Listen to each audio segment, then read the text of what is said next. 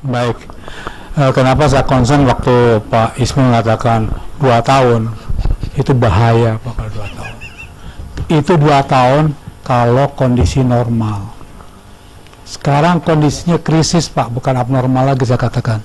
Krisis. Maka mesti setiap 6 bulan. Kalau itu menurut saya. Tapi lihat nanti. Kalau enggak, lihat nanti kemungkinan BPJS bocor kalau enggak bobol. Nah itu concern saya ingatkan pada hari ini. Saya jalan next. Nah ini next saja biar cepat aja. Nah ini kira-kira saya mau bicara sedikit tentang abuse yang terjadi atau fraud pada asuransi kesehatan di mana setiap simple bisnis yang terjadi dalam proses bisnis di asuransi kesehatan itu terjadi. Ini siapa juga BPJS sekarang jadi demikian. Next. Next saja terus. Saya. Nah ini penting satu dulu. Saya bicara strategis dulu. Yang lain nanti saya misalkan. Ini penting karena selama ini saya melihat seolah-olah adalah BPJS itu panacea juga.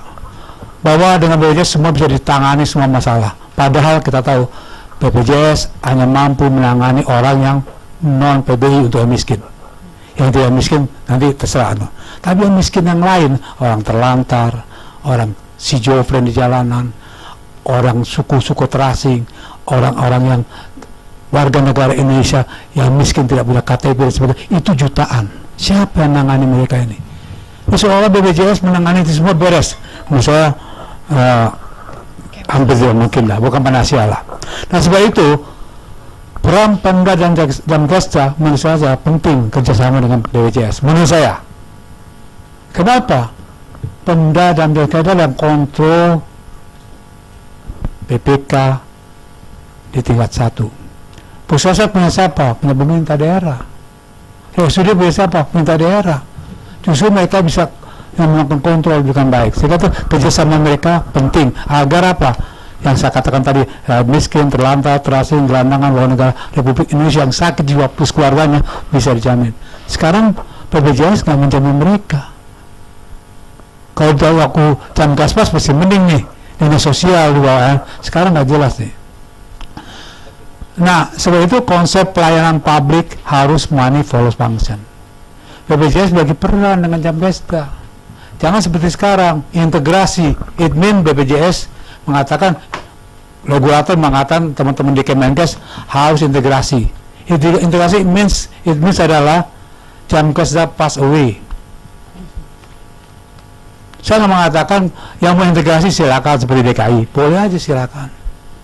Aceh silakan, tapi juga ada kan Jogja, ada juga Jatim dan sebagainya yang mengatakan mereka juga mau mengembangkan ini bersama-sama. Dan juga jangan lupa Jamkesda itu bukan entiti haram, dilindungi oleh undang-undang, dipayung oleh undang-undang negara ini. Sama negara Kemenkes dan negara BPJS itu sama dengan negaranya kawan-kawan Jamkesda.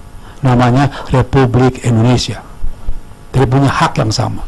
Nah setelah itu menurut saya kalau bicara success story jangan lupakan Jamkesda dan jangan lupakan Pemda. Sekarang seolah-olah semua pusat beres. Itu penting. Nah ini saya sampaikan betul di dalam Hanas. Karena mereka akan membuat strategi paper untuk hal ini kepada Presiden. Next. Nah ini dari aja jalan aja, menurut saya banyak keterlambatan sebagainya. Silakan next. Saya nggak perlu banyak bicara ini. Next saja. Next. Oke, saya masuk di sini aja. Ketika kami sebagai lembaga swasta mendapatkan evaluasi mengenai inovasi uji ketika Jamkesmas. Dan saya pikir nggak bakal beda dengan situasi yang sekarang. Maka Anda lihat di sana masih banyak rumah sakit belum memahami konsep pembayaran sistem paket. Ya.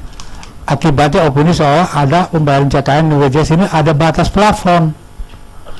Jalan-jalan 165.000. Kalau gitu jangan lebih dari 50.000 obatnya.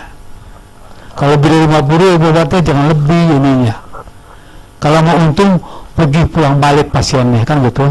Sekarang suruh bolak-balik kan obat kakek-kakek, nenek-nenek yang pensiunan PNS disuruh bolak-balik. Terus teman-teman Kemenkes udah kita buat SE-nya surat edaran. Surat edaran tingkat Panasia juga. Apa betul surat edaran itu diketahui oleh kawan-kawan yang di loket di rumah sakit-sakit dari Sabang sampai Merauke?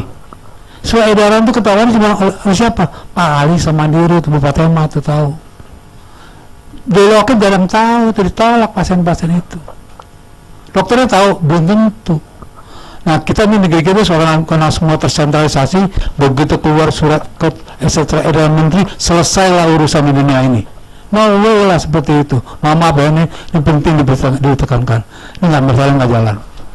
Dampak yang muncul satu adalah adanya penagihan biaya keluarga pasien untuk kasus yang melebihi paket inasi biji. Ini ada nih. Atau kasus memang secara medis, maka kategori high risk dan memerlukan biaya besar. Contohnya tadi yang sampai ke Mbak Ismi kan, PN dan sebagainya. Adanya penolakan pasien dengan alasan tidak ada tempat tidur. Kasus yang cenderung lebih tinggi dari kali inasi biji. Kadang-kadang pasiennya dalam berbagai gawat darurat pun sudah, kalau kebetulan ditolak, sekarang tolak swasta sekarang Pak. Ditolak swasta, diarahkan ke rumah sakit yang jaringan. Belum sampai jaringan sudah pas UI juga. Contohnya terjadi di Depok. Itu real fakta, silakan cek. Pasien dapat jalan disuruh bolak-balik tadi multivisit. Adanya unbundling, ada kasus pulang paksa tadi pulang dulu masuk lagi, pulang dulu masuk lagi ya. Karena uangnya udah plafon. Ini kalau jalan cuma segini nih, udah habis nih 4 juta. Pulang dulu deh. Masuk lagi. Mending kalau pulang dulu nggak mati, kalau mati nggak jalan, bagaimana? Ada pasien keluar masuk kembali yang tadi sama ya. Nah ini contoh yang lain. Contoh karena dibuat 2 kasus sebagai dampak nilai paket yang rendah. Nah kenapa dia membuat curang kawan-kawan KPK? Emang targetnya waktu itu masih rendah. Walaupun sekarang dinaikin masih rendah juga pasti. So itu dia, lihat kan, ditagih 2 kali nih. Waktu lomba Patubri ditagih tanggal kuas itu dirubah tanggalnya saja, ditagih 2 kali, sehingga dia melakukan total lumayan juga ya. Taruh inasi biji sih 18 juta, tapi dia masih gitu kalau menurut perhitungan mereka seolah-olah. Nah lucu, di sini dibilang 4 juta aktualnya, di sini 28 juta, mana yang benar nih? Ini contohnya bukan malaikat. Memang kita turunan Qabil pada dasarnya. Ibu tahu kan, Habil dan Qabil tahu kan? Pembunuh pertama di dunia ini bernama Qabil. Dan kita adalah turunan Qabil. Next. Nah, ini juga begitu nih. Contoh Rana biaya cost jauh di bawah paket harga ini sebiji. Ini biarkan heart disease unspecified dan seterusnya. Loss 3 hari, biaya segini, aktualnya segini. Lebih tinggi sebenarnya biaya sebiji ini, ya. Dan beberapa hal juga ada yang tarif inasi biji tinggi. Sampai sekarang juga ada. Okay. Next, nah ini contoh yang overuse anak diagnosa set, lah langsung teratur nih. Berapa tanggal 1, berapa tanggal 9, tanggal 15, semua datang setiap kali datang. Gak pernah gak datang. Real cost gak ada data. Tapi kita mesti curiga nih, betul gak nih? Datang tiap sesuai dengan jadwal yang scheduling begini. Kemana Pak? Rumah sakit atau? Ke rumah sakit ini. Karena jangan bicara rumah sakit negara ini. Sana inasi biji kan? Iya. Inasi biji yang bicara rumah sakit doang. Nggak ada data begini. Saya yakin sekarang pun akan seperti ini. Maka kalau 2 tahun baru dikontrol, sistem inasi biji itu mesti punya sistem yang sedemikian rupa bisa memproteksinya dirinya, bisa login. Sehingga demikian apa? Nggak mungkin. Mesti ada warning system, red flag istilahnya. Nah ini nggak jelas sekarang. Nanti saya kasih lagi contoh terakhir yang saya bawa baru oprek nih sama teman-teman. Nah, ini juga demikian. Nah ini Anda lihat data overcharge rawat jalan dan sebagainya. Ini sama juga ya. Ada spesifik semua. Pada prinsipnya dia coba menambahkan semua kerja. Next. Pola tagihan kasus aberdisisi sebenarnya dengan komplikasi. Semua komplikasi. Karena bicara soal severity kan. Yakin aja. Kalau sekarang di Indonesia itu kalau masukin dilaporin ke WHO, semua kasus kalau nggak khusus, bedah besar. Hilang bedah kecil sekarang, Bu. Hanya bedah besar, sedang. Ketawa Pak Ismi. Masa lebih bicara 2 tahun sekali? 3 bulan sekali kalau kalian akan jalan membaikannya, nggak boleh 3 tahun. Begini berjalan terus sih. Next. Nah yang menarik sekali ini, kita mencoba mengoprek, Pak. Katarak itu Kalau rawat jalan 4 juta Pak Bu Fatema ya. Kalau rawat inap justru 3 juta. Ketika kita oprek, diagnosa katarak codingnya semikian, kasih Pico, kasih IO, kita masukin ibu-ibu juga udah tahu Bu. Kalau segitu dimasukin itu masih sekitar itu juga 3 jutaan juga tuh. Begitu kita masukin pemeriksaan darah tertentu, saya nggak mau kasih tahu codingnya, malah nanti takut dikerjain, menjadi 22 juta. Dari 20 juta, dari 3 juta sekian menjadi 20 juta. Verifikator Bapak nggak mampu melawan kami para dokter bilang nih, jelasin ini buku ini semestinya, ICD-10-nya, ini ICD-9-nya, dan seterusnya. Diterima terus. Saya tahu kawan-kawan sekarang menjalankan begitu. Dan ini banyak materi. Kami sedang membuat materi. Ini yang dasar, yang normal, ini tarif. Ini kalau dioprek jadinya seperti apa? Ini bicara miliaran setiap tahun. Dan sekarang, saya kalau bicara, ada rumah sakit swasta dan pemerintah sekalipun sedang melakukan training bagaimana mengoprek ini. Dan saya tahu itu siapa yang melakukan itu, di mana dilakukan. Ini bicaranya bisa bayangin, katarak yang 3 juta sekian menjadi 22 juta. Kalau dijalankan seluruh Indonesia, kalau tunggu 22 tahun kemudian, bagaimana ceritanya ini? Itu yang saya bilang, nggak ada sense of crisis.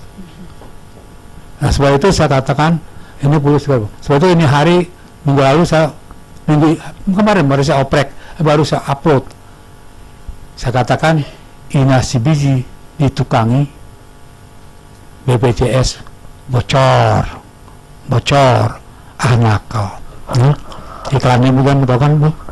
Iklan betul. Bocor. Maka saya bilang, kalau itu saya tahu, kalau gitu BPJS jenis kelaminnya wanita ya, kena bocor terus setiap bulan. Nah ini bahaya. Ini saya baru bicara kemarin tuh tentang bocornya BPJS untuk rawat jalan saja. Saya belum bicara rawat inap nih. Walaupun saya takut juga memasukkan nanti, kalau saya masukkan coding yang malah nanti barakan. Nah sekarang tim kita tuh Pilafai sedang membuat materi kesimpulan, dan itu ratusan kerjaan, ratusan kasus yang bisa kita masakan. Dan sebab itu Pak Ismi, please, NCC bekerja keras lah untuk menyelesaikan problem ini. Dan yang paling repot apa? NCC sama BPJS nggak ada kerjasama. BPJS sebenarnya bilang, kita kan tergantung regulator, kita kan cuma ngejalanin perintah. Kita akhirnya yang namanya BPJS bukan berfungsi sebagai manajer, Anda kasirun, bukan risk-taker namanya. Mama Pak Bu namanya. Saya katakan apa adanya. Karena apa? Karena saya sayang banget dengan program ini. Jangan sampai program yang akan didengung-dengungkan, digadang-gadangkan oleh para pemimpin di Kemenkes dan negara ini, termasuk presiden, terbesar sedunia. Tapi besar semua nih Pak. Bocornya terbesar ya? Terbesar sedunia, 250 juta orang universal. Tapi jangan Pak, bocornya juga terbesar. Nanti jangan-jangan bukan ini bisa bail out sendiri lagi Pak. Ini bail out BPJS. Thank you. Wassalamualaikum.